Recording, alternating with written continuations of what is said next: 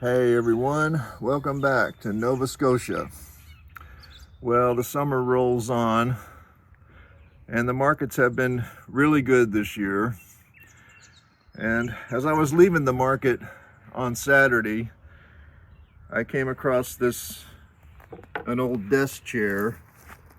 And if you don't know, an old desk chair makes the perfect thing to work on bonsai.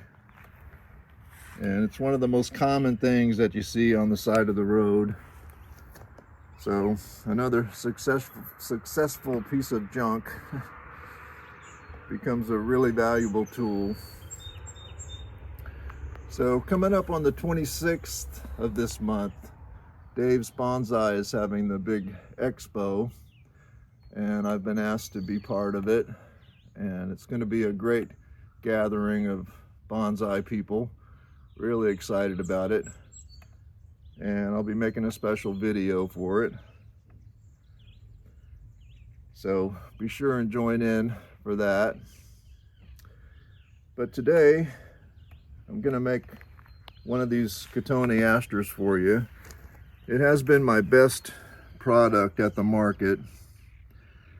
These concrete pots, the small concrete pots, are just leftover concrete from the bigger pots, and the piece of wire is a salvaged piece of Romex, and it's just a cutting. So I have very little in these, and I can offer these for 25 bucks to people and get them started on a bonsai journey. So a lot of people ask me at the market, can any plant be bonsai'd? And just about any plant can be, but some are just much better for it. And the cotoneaster is a really good plant for it. And one of the main reasons is because how aggressive it is and how fast it grows. I like to keep the bottom of the plant about 4 or 5 inches up, free of growth, and they do like to make suckers, so it's a constant thing to cut those off to develop this as the trunk. And then there is quite a bit of pruning on them. It's good to keep up on them and cut all these shoots in half to keep the plant compact. So we'll put this one down.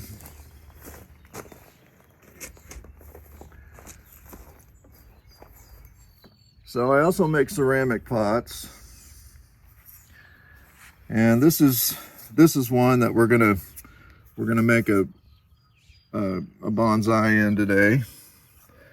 And this pot I'm making on this slump mold, and this is plaster Paris with plywood glued to the bottom of it to protect this edge, because this edge is very vulnerable on the plaster Paris. So having a piece of plywood on the bottom of them makes them much more stable.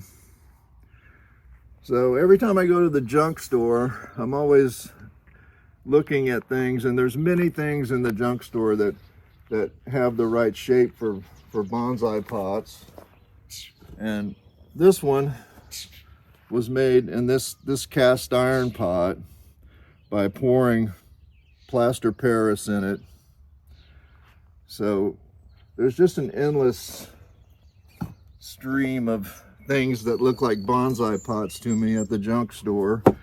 But this one has been just about my most successful one. I've made many of these, and it just makes a beautiful pot.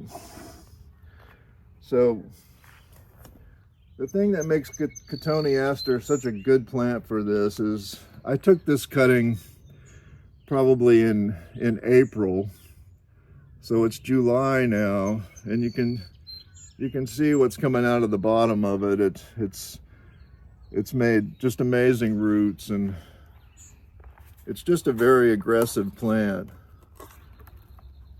and that makes it really good for bonsai, because we're asking a lot of a plant to live in a small pot.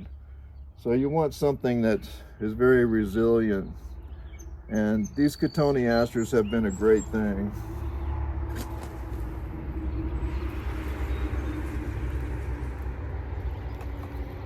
So most bonsai pots have fairly large drainage holes. So it just takes an old piece of screen to make sure that the dirt doesn't fall out of the bottom of them.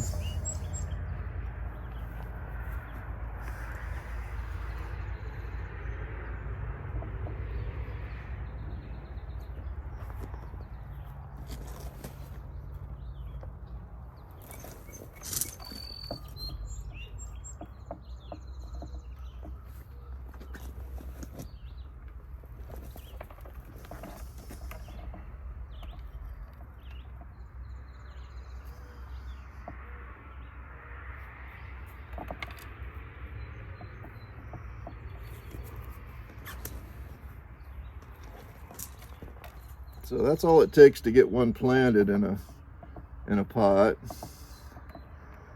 But obviously nobody's going to buy that.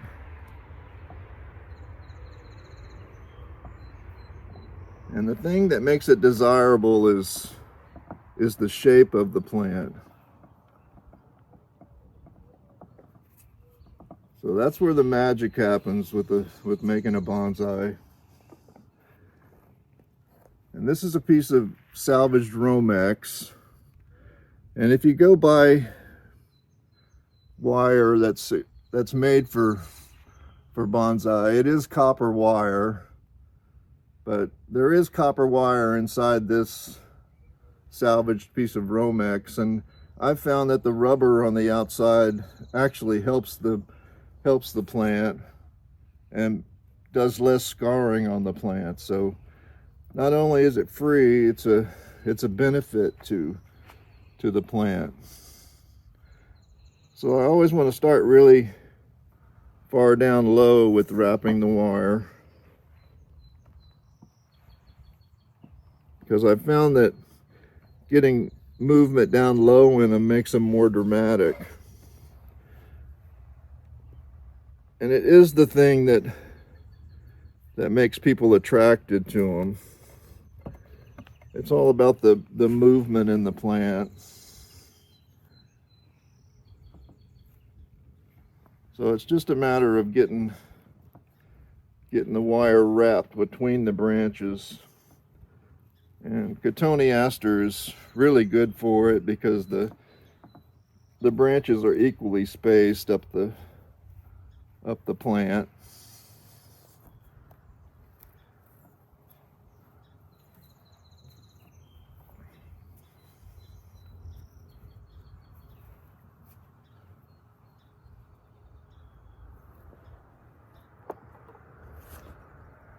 So then we'll cut off the excess here.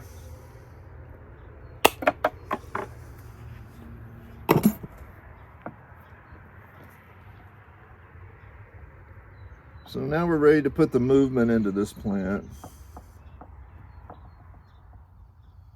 And I know that I want it to have movement down low in it, so I'm going to start down here by making sure that happens. And we'll come around this way.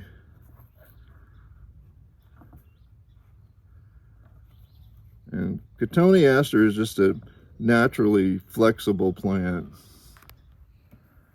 Some plants, if you try to do this to them, they're going to snap on you.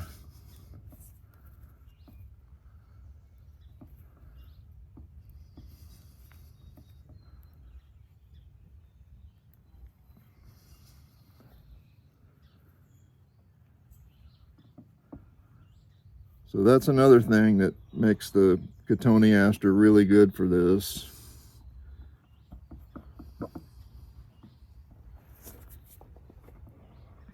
So there we've got a pretty good shape into it.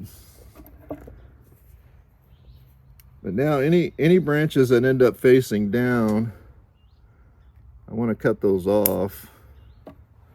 And the ones that are coming out, I want to shorten them back. You're always trying to keep the plant compact.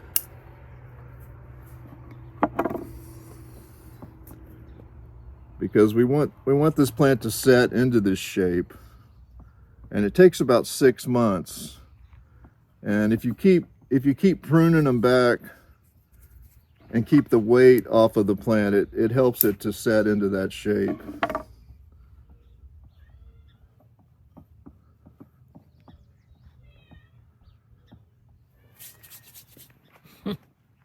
So the other thing that's really important for the market is the moss.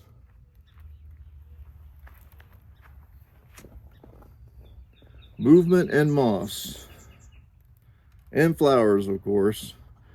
But the cotoneasters, they bloom in June, May and June. So by this time in the summer, there's not going to be any more flowers on these cotoneasters.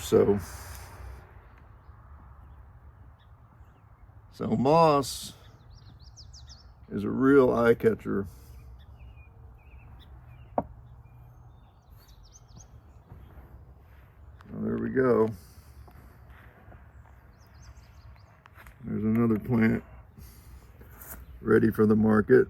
And the nice thing about having wire on them is over the next week or so, you can change it just by pushing on the wire a little bit. You can change the shape of the plant.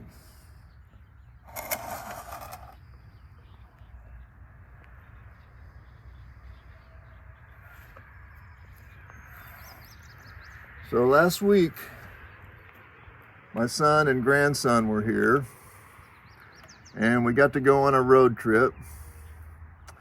So I'll show you on the map where we went and some video of collecting some rocks on the North Shore. So we live on the Ospatagon Peninsula, which is that one that looks like a boot there. So we're right on the Mahoom Bay, about halfway down that peninsula. And we went up through New Ross on Highway 12, and we're heading for that little hook on the top of Nova Scotia, and it only takes about an hour and a half to drive all the way across.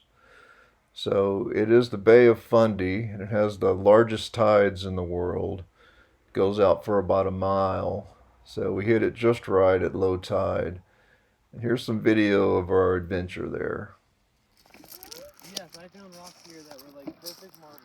Blew my mind. Like a lot? Yeah, the whole bucket full.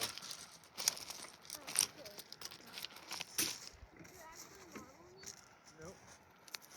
They just make a, they're just like part of the ocean. They're perfectly round sometimes.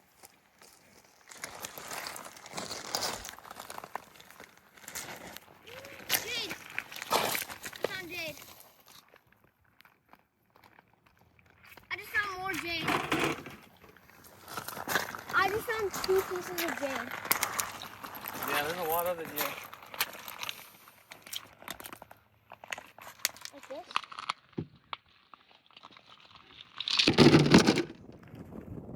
And then there's these perfect little round rocks, like marbles. Whoa. Amazing. Oh, whoa. Some recent finds here.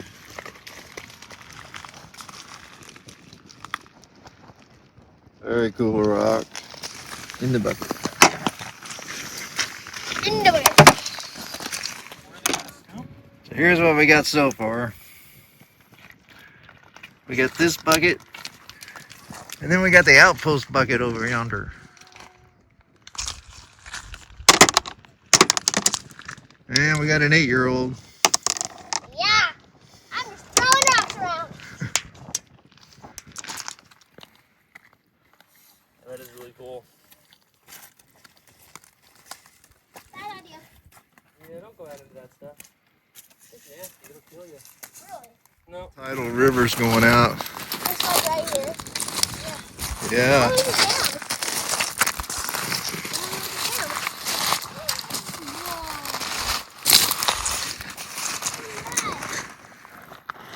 What'd you get? Big piece of jade. Oh, I actually skipped it.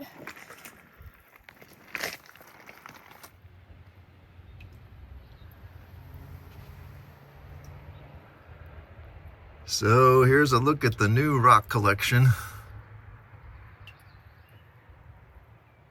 These will make great rocks for putting into bonsai. As you can see, we had a great time. Nova Scotia is a wonderful place to look for rocks.